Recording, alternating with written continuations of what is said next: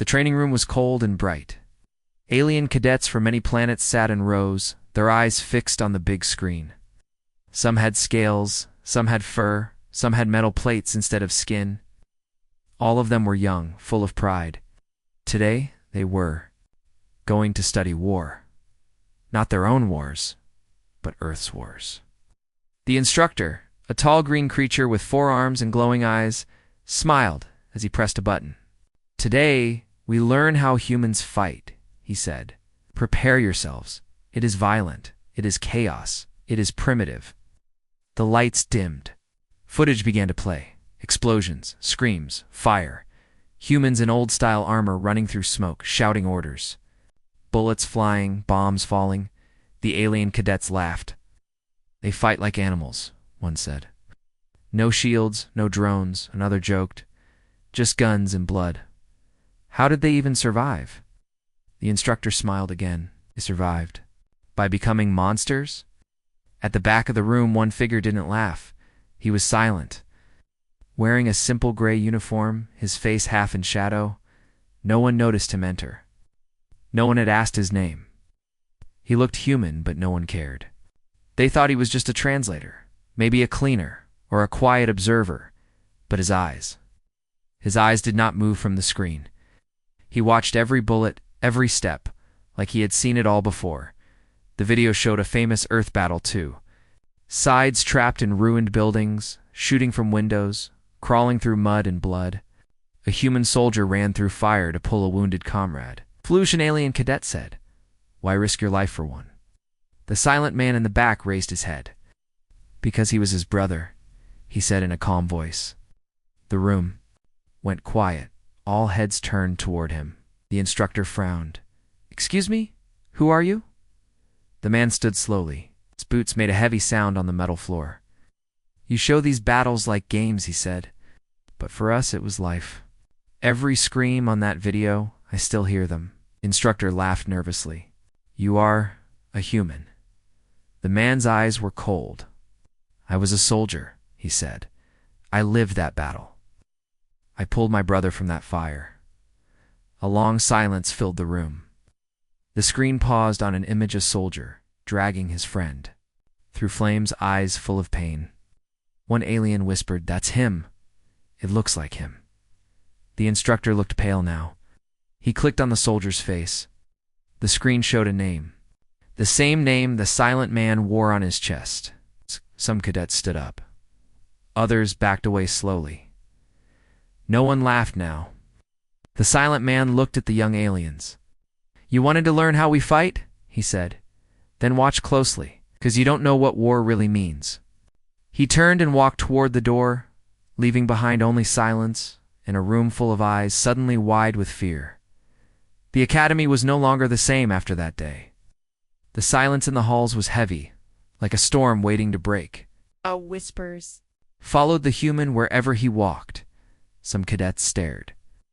Others turned their heads quickly, pretending not to see him. No one laughed at Earth War footage anymore. The man whose name was now known Sergeant Kane spoke little and smiled even less. He spent most of his time walking alone, his eyes always watching, always thinking. The alien cadets began to fear him not because of what he said, but because of what he didn't. His silence spoke louder than any scream. One group of cadets, proud and loud, tried to test him. "Human!" one shouted across the training yard.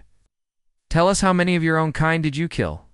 The others laughed nervously. Kane looked up slowly. He walked toward them, step by step, like he was back on the battlefield. When he reached the one who spoke, he didn't raise his voice. He only asked, "Do you really want to know?" The cadet's smile faded. Kane leaned close. "Because I remember every face, every cry, every mistake, and if I tell you, you won't sleep tonight." The cadet stepped back. No more words were said. After that, even the bold ones kept their distance, but not everyone feared him. One young cadet, smaller than the rest, with smooth silver skin and curious eyes, began following him. Her name was Alari. "Why do they fear you?" she asked one day. Kane paused. "Because I remind them of death," he answered. "But I'm not here to scare them. I'm here to see if they can learn." Ilari tilted her head. Learn what? Kane looked out at the training field. That war is not about weapons. It's about the will to survive, to protect, to keep moving, even when everything is burning around you. Ilari didn't ask more that day. But she stayed close, watching, learning. Meanwhile, the Academy's leaders were worried. They gathered in secret behind closed doors. He's dangerous, one said. He's unstable, another added. The head instructor said, maybe we can use him. They pulled old files, hidden reports, sealed records. What they found shocked them. Kane was not just a soldier, he was part of a special unit. A Black Ops team used only for the worst missions, where survival was not expected. His record showed missions that were marked impossible, yet somehow completed. No medals, no honors, just silence. That meant one thing. He was too deadly to celebrate. He was meant to disappear, but he did. And the question no one could answer was simple. Why? And worse, what happens when a human weapon decides to speak? Dark clouds gathered above the Academy, not in the sky but in the minds of those inside. The mood had changed. Everyone felt it. The cadets trained harder. They spoke less. Even the instructors walked with tense shoulders. Something was wrong. But no one could explain it. Only Kane knew. He felt it in his bones. A silence too deep. A quiet before the storm. The kind of silence he had known before cities burned. Then the alert came. A warning flash on every screen in the Academy. Unidentified vessels approaching. Cloaked. No communication. The instructors ran to their posts. Cadets were ordered to battle stations. Sirens screamed. Panic filled the halls. From a high tower, Kane looked at the dark sky. Strange shapes moved behind the clouds. Not training ships, not friendly. These were warships, sharp, black, fast. They're here, he whispered. Inside the control room, instructors argued. We weren't told of any drills, one shouted. Is this real? Another asked. The commander slammed his hand on the table. It doesn't matter. We prepare for attack. The cadets were sent to the walls, to defense towers, to guard posts. They had trained for years, but never for this. They were not ready. Not truly. Kane didn't wait for orders. He walked into the armory. The guards at the door stepped aside without a word. He took no laser rifle, no energy blade, just old earth weapons, an assault rifle, 2 grenades, and his knife. What are you doing? Ilari asked, following him. Preparing, Kane said. These walls won't hold, not unless someone teaches them how to survive. He walked to the command center, where instructors were shouting at each other. Your plan will get them killed, Kane said, his voice calm but firm. The room froze. The commander turned. And what do you suggest? Kane looked around. You trained them to shoot, but you didn't train them to think like warriors. I can hold the first wave, but I'll need 10 cadets who can follow orders and not panic. The commander hesitated. This isn't your army. Kane stepped forward. It is now. Explosions shook the ground. The enemy had landed, fast and silent, black armored. Troops poured from the ships, killing anything in their path. The Academy's outer walls fell within minutes. Cadets screamed through their cums. We're losing ground. They're too fast. They're inside. Kane turned to Ilari. Lesson 2, he said. Never let the enemy feel safe. He vanished into the smoke. Moments later, enemy soldiers began to fall, not from the front, from behind, from shadows, from above. Kane moved like a ghost one. Shot, 1 kill. Fast, quiet, brutal. He left no bodies whole. The enemy commanders paused. Something's hunting our men, one said. It's not part of the Academy defense. Kane whispered into the stolen enemy radio. Just 3 words. I'm just warming up. The Academy burned. Enemy dropships circled above, dropping wave after wave of black armored troops. They moved fast, without fear, cutting through the young cadets like they were nothing. The Academy's defenses were breaking. Screams filled the air. Explosions rocked the walls. Inside the command room, panic had taken over. We've lost. Contact with the East Tower. West Gate has fallen. They're everywhere. But then, the enemy stopped moving. Reports came in. Squad 12 is gonna signal. Squad 8. Wiped out, but no gunfire heard. Something's not right. One commander shouted, "Find the attacker! Find him now!" They tried. They sent drones, but the drones showed only smoke and shadows. One by one, the elite enemy squads disappeared. No gunfire, no noise, just silence. And then nothing. Like death itself walked through them. Back at the academy, Alari and a small group of cadets hid in the ruins of the training yard. "We're not soldiers," one of them whispered. "We're going to die." Laurie held her rifle-tight eyes, scanning the smoke. "We have to hold. He's still out there." Then a voice came through their comms. "Rough, calm, human. Lesson 3, Kane said. Surprise is a weapon. Use it well." Cadets looked up. A shape moved above them. Kane, running along a broken rooftop, jumping without fear, carried 2 enemy weapons now and left fire behind him.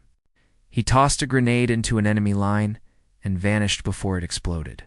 The cadets followed his voice. "Push forward. Use the ruins. Don't fight head-on. Think like predators." With fear in their eyes, but fire in their hearts, they moved. For the first time, they weren't just running. They were fighting back. In the command ship above, the enemy leader watched the reports with a deep frown.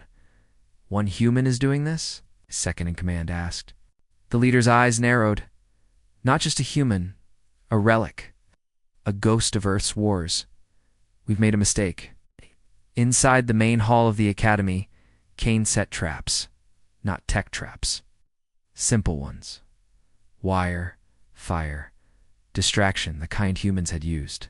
In old wars, he knew the enemy's moves before they made them. He didn't fight with power, he fought with fear. They began to call him the Shadow. They fired at nothing, screamed at darkness. They were trained killers, but they had never met something like him. Kane sent one last message. Through the enemy's stolen channel. "You came for training grounds. You found a graveyard." Then he cut the signal and prepared for the final wave. The academy, once weak and scared, now stood like a fortress, because one human had turned it into a battlefield. The sky turned red with fire as the battle reached its peak. The academy grounds were broken walls shattered, towers burning, but the cadets were still standing, and they were no longer afraid. They moved like soldiers now, not students. Their eyes sharp, their hands steady, because someone had shown them how to survive. Someone had taught them what war truly was. Sergeant Kane stood at the front gate, blood on his face, enemy rifle in his hands. Behind him, 10 cadets followed. They weren't the best fighters, but they were the ones who had listened, the ones who had learned. The enemy commander landed at last, stepping from his ship in black armor covered with red marks. His voice came through every channel. "Human," he said, "you fight like an animal. You hide, you strike, you run." Kane stepped forward. "That's why I'm still alive." The enemy laughed. "You can't win. You're one man." Kane looked back at the cadets. "I'm not alone." The signal, the final battle began. Kane led the charge, no orders, no fear. He ran straight into the fire. The cadets followed. They used everything he had taught them: ambush, speed, misdirection. They moved between shadows, used smoke as cover, fought up close and fast. The enemy had numbers. But the cadets had Kane. He fought like a ghost, silent, deadly. He moved through their lines, never stopping, never slowing. Hilari stayed close, her rifle sharp, her heart strong. Together, they turned the tide. In one brutal moment, Kane reached the enemy commander. The two faced each other in the burning yard. Sparks fell around them like rain. "You don't belong here," the commander said. "This world isn't yours." Kane stepped close. "It is now." They fought blade against blade. No guns, no tricks. Just pure skill. The commander was strong, fast, trained. But Kane had something more. Experience, pain, memory. He had seen the worst of war and walked out of it with one sharp move. Kane drove his knife into the enemy's neck. The commander fell. The enemy soldiers saw their leader fall. Ran, the battle was over. Smoke rose from the ruins, but the academy still stood. Cadets helped each other from the rubble. They were wounded, tired, bloodied, but alive. Kane dropped his weapon. His hands shook, not from fear, but from memory. Alari came to his side. "We did it," she said, her voice soft. Kane nodded slowly. "You did it," he said. "You learned." Around them, the cadets stood taller, not as students, but as warriors. The war had changed them, and the human who taught them was no longer just a ghost. He was their leader, their example, their weapon. The smoke cleared slowly over the broken academy grounds. Fire still burned in the distance, but the sound of gunfire had stopped. What remained was silence, not the silence of fear, but the silence that came after victory. The cadets stood together, wounded but standing, their eyes filled with something new, strength. They had survived. The unthinkable. They had faced death, and they had won. Sergeant Kane walked through the ruins, calm and quiet. His uniform was torn. His arms were covered in blood, dirt, and scars. He passed the cadets without saying much, but every one of them moved aside with respect. No one laughed at Earth now. No one called humans primitive. They had seen what Earth's war made, and they would never forget. Alari caught up to him near the command tower. "They're rebuilding the academy," she said. "The council wants to promote you. They want you to train the next class." Kane shook his head. "That's not why I came." Alari frowned. "Then why did you come here?" Kane looked at the sky. It was dark again, not from smoke, but from something else. A feeling, shadow. "Because this was just the beginning," he said. Ilari's eyes widened. "You think more are coming?" Kane nodded slowly. "The ones we fought, they were scouts. Testing the weak, hunting the unprepared. But the real storm is still far away." She stood beside him in silence for a moment. "Then what do we do?" Kane looked back at the cadets. They were helping the injured, building walls, cleaning the battlefield. They were no longer soft, no longer children. "We train," he said. "We make sure the next fight doesn't catch us sleeping." Later that night, a message arrived from deep space. It was encrypted, meant for Earth's eyes only, the Academy. Council couldn't break it, but Kane could. He read the short message in silence. Subject Kane confirmed active. Mission updated. Phase 2 authorized. Others en route. Kane stared at it, then closed the file. The next day, the Academy welcomed new recruits. Young, eager faces from across the galaxy. But this time, they weren't greeted by soft words or training schedules. They were met by a man with tired eyes and a voice like stone. "I'm Sergeant Kane," he told them. "You came here to become warriors and forget what you think you know, because the enemy isn't waiting. The enemy is already moving. And if you don't learn fast, you die fast." And far beyond the stars, other ships moved through the black. Other humans, other ghosts from Earth. Kane was not the only one. He was just the first. The galaxy was about to learn what true war meant, because Earth was waking up, and it was angry.